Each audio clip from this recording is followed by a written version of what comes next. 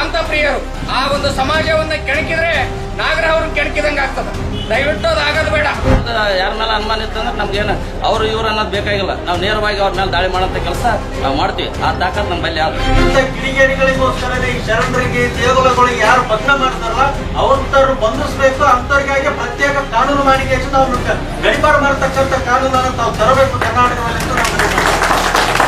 ಅವ್ರಿಗೆ ತಾಕತ್ತು ದಮ್ಮು ಇದ್ರೆ ಅವ್ರ ಒಪ್ಪಿಗೆ ಹುಟ್ಟಿದ್ರೆ ಒಂದು ಹಗಲತ್ ಮಾಡಬೇಕಾಗಿತ್ತು ಆ ಕೆಲಸ.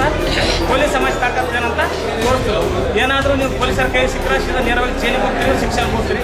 ಒಂದು ವೇಳೆ ಅಲ್ಲಿ ಕೋಲಿ ಸಮಾಜದ ಕೈಯಾಗಿ ಸಿಕ್ಕರೆ ನಿಮಗೆ ಉಳಿಯಲ್ಲಿರ್ತಕ್ಕಂಥ ಒಂದು ಸಂದೇಶವನ್ನು ಈ ಮೂಲಕ ಕೇಳಕ್ಕೆ ಇಷ್ಟಪಡ್ತೀವಿ. ಶಹಾಬಾದ್ ತಾಲೂಕಿನ ಮುತಗ ಗ್ರಾಮದಲ್ಲಿ ಆಗಿರ್ತಕ್ಕಂಥ ಘಟನೆ ಖಂಡನೀಯ. ಆ ಒಂದು ಕಿಡಿಗೇಡಿಗಳನ್ನು ತಕ್ಷಣವ ಬಂಧಿಸಬೇಕು.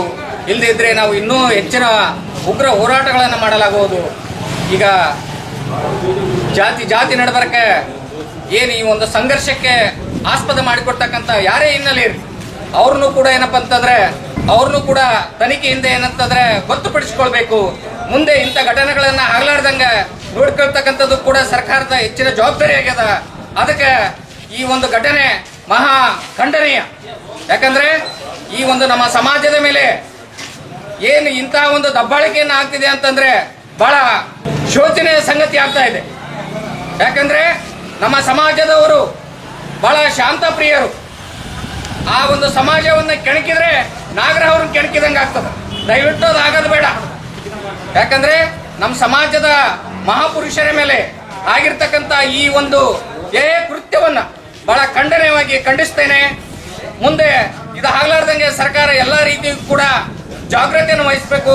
ಮತ್ತು ಆಡಳಿತ ಮಂಡಳಿ ಜಿಲ್ಲಾ ಪಂಚಾಯತಿಯವರು ಕೂಡ ಅಲ್ಲಿ ಒಂದು ಮೂರ್ತಿಯನ್ನು ಸ್ಥಾಪನೆ ಮಾಡಬೇಕು.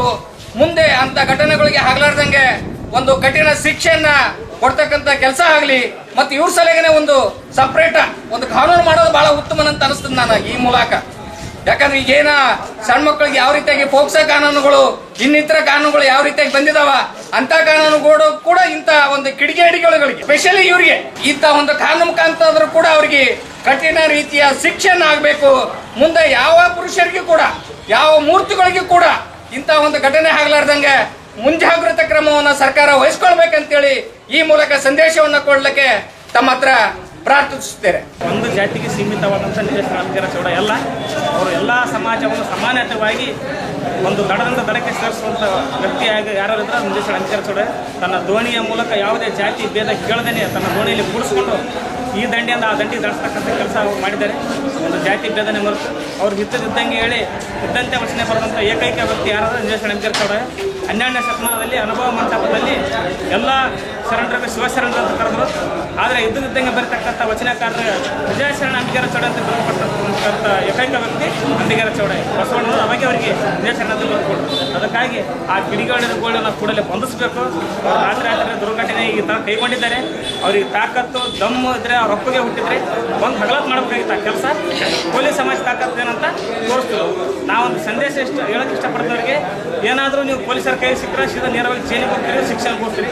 ಒಂದು ವೇಳೆ ಅಲ್ಲಿ ಕೋಲಿ ಸಮಾಜದ ಕೈಯಾಗಿ ಸಿಕ್ಕರೆ ನಿಮಗೆ ಉಳಿಯಲ್ಲಿರ್ತಕ್ಕಂಥ ಒಂದು ಸಂದೇಶವನ್ನು ಈ ಮೂಲಕ ಕೇಳಕ್ಕೆ ಇಷ್ಟಪಡ್ತೀವಿ. ಕೂಡಲೇ ಇದನ್ನು ಸರಿಪಡಿಸಬೇಕು. ಮತ್ತು ಆ ಮೂರ್ತಿಯನ್ನು ಯಾವ ರೀತಿ ಇತ್ತು ಆ ರೀತಿ ಸರ್ಕಾರ ಕಲ್ಪಿಸ್ಕೊಡ್ಬೇಕು. ಆ ಮೂರ್ತಿಯನ್ನು ಮತ್ತೆ ಪುನಃ ಅಲ್ಲೇ ಪ್ರತಿಷ್ಠಾಪನೆ ಆಗುವಂತೆ ಆಗ್ಬೇಕಂತೇಳಿ ಇವತ್ತು ಯಾದಗಿರಿ ಜಿಲ್ಲೆ ಸುರಪುರ ತಾಲೂಕಾದಂಥ ಸುರಪುರ ತಹಶೀಲ್ದಾರ್ ಕಚೇರಿ ಹತ್ರ ಬಂದು ತಹಶೀಲ್ದಾರಿಗೆ ಮುಖ್ಯಮಂತ್ರಿಗಳಿಗೆ ಮನವಿ ತಹಶೀಲ್ದಾರ್ ಮೂಲಕ ಸಲ್ಲಿಸ್ತಾ ಇದ್ದೀವಿ. ಶಹಾಬಾದ್ ತಾಲೂಕಿನ ಮುತಗ ಗ್ರಾಮದಲ್ಲಿ ಶ್ರೀ ನಿಶಾಣ ಅಂಬಿಗರ ಚೌಡಯ್ಯನ ಮೂರ್ತಿ ಭಗ್ನಗೊಳಿಸಿದ ಕಿಡಿಗೇಡಿಗಳನ್ನು ಕೂಡಲೇ ಬಂಧಿಸಬೇಕು. ಅವರನ್ನು ಬಂಧಿಸಿ ಗಡಿಪಾರು ಮಾಡಬೇಕು. ಒಂದು ವೇಳೆ ಅವರನ್ನು ಬಂಧಿಸದೆ ಗಡಿಪಾರು ಮಾಡದೇ ಇದ್ದಲ್ಲಿ ಇದು ಒಂದು ಶಾಂಪಲ್ ಹೋರಾಟ. ಇನ್ನು ಮುಂದೆ ಉಗ್ರವಾದ ಹೋರಾಟ ಮಾಡಲು ಸರ್ಕಾರ ಅನುಮತಿ ಕೊಡಬಾರ್ದು ಅಂತೇಳಿ ಸರ್ಕಾರಕ್ಕೆ ಎಚ್ಚರಿಕೆ ಕೊಡ್ತೀವಿ. ಮತ್ತು ಈ ಒಂದು ತಾಲೂಕಿನಲ್ಲಿ ಮುಂದೆ ಯಾವುದೇ ಒಂದು ಅಹಿತಕರ ಘಟನೆ ಆಗದಂತೆ ನೋಡಿಕೊಳ್ಬೇಕಂದ್ರೆ ತಾವು ಕೂಡಲೇ ಆ ಕಿಡಿಗೇಡಿಗಳು ಯಾರೇ ಆಗಿರಲಿ ಅವರನ್ನು ಕೂಡಲೇ ಬಂಧಿಸಿ ಅವರನ್ನು ಕಠಿಣ ಕ್ರಮ ಕೈಗೊಳ್ಳಬೇಕಂತೇಳಿ ಸರ್ಕಾರಕ್ಕೆ ಎಚ್ಚರಿಕೆ ಕೊಡ್ತೀವಿ. ನಮಗೆ ಯಾರ ಮೇಲೆ ಅನುಮಾನ ಇಲ್ಲ. ಸರ್ಕಾರ ಅವ್ರು ಕೆಲಸ ಮಾಡಬೇಕು. ಅಲ್ಲಿರ್ತಕ್ಕಂಥ ಉಸ್ತುವಾರಿ ಸಚಿವರು ಆದೇಶ ಮಾಡಬೇಕು. ಅವ್ರು ಯಾರು ಅವ್ರನ್ನ ನೋಡ್ರಿ ಅಂತೇಳಿ CC ಕ್ಯಾಮ್ರಾ ಚೆಕ್ ಮಾಡಿಸ್ಬೇಕು.